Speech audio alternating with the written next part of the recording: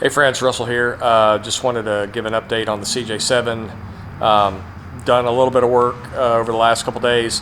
Haven't touched the wiring per se, but what we have done is get our heater control cables installed, as well as the rollover, the fuel vent rollover valve has been installed. So I just wanted to kind of show y'all a little bit about some of that. So we'll start with the heater valve, the heater cables, or the vent cables. Now I didn't get 100% restoration cables. The originals, obviously, you can no longer get anymore. Mine were pretty trashed. So I got a reproduction cable set made in the USA, and I got them from, and I'll put a link in the description who I got them from, but the name of the guy is All-State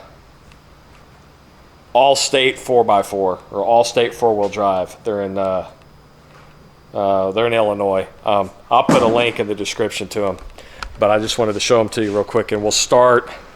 And he sells a set that's got all three main cables as well as the aux air cable. So we'll start with the aux air cable side.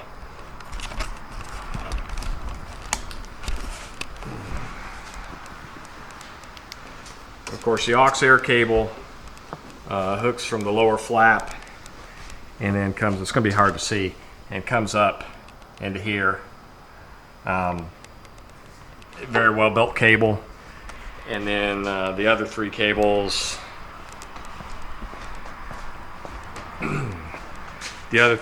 for our air, temp, and defrost.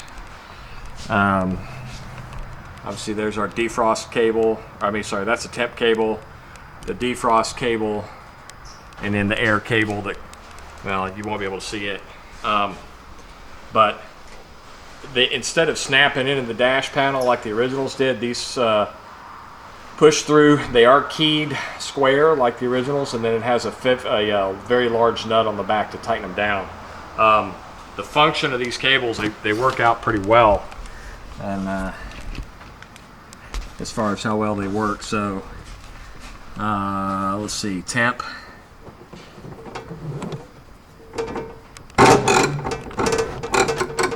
Works pretty well. Our defrost flap works nice. And then the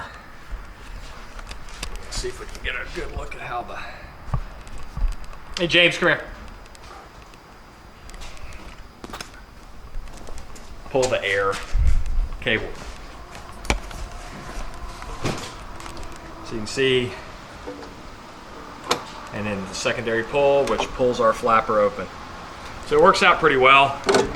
I'm pretty pleased with those cables. I almost screwed up and didn't put those in before finishing the wiring. That would have been disastrous, or at least difficult. As far as the rollover check valve, it's another item that I almost forgot to get to. This is an MTS unit. It came with the fuel tank.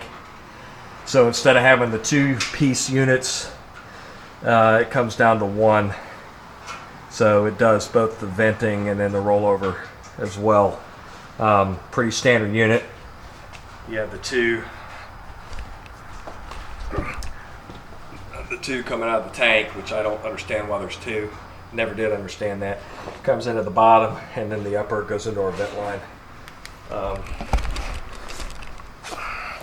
So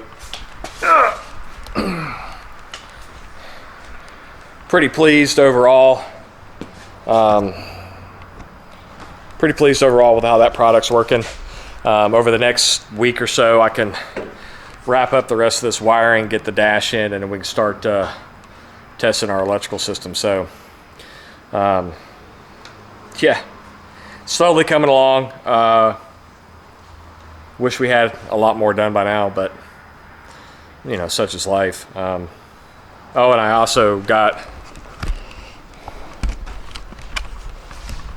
our glove box installed now, so I'm still waiting on reproduction rubber nubs that go here, so I'm going to have to drill 2 holes for the push-in rubber nubs so that this doesn't bounce around. So, but the glove box is installed.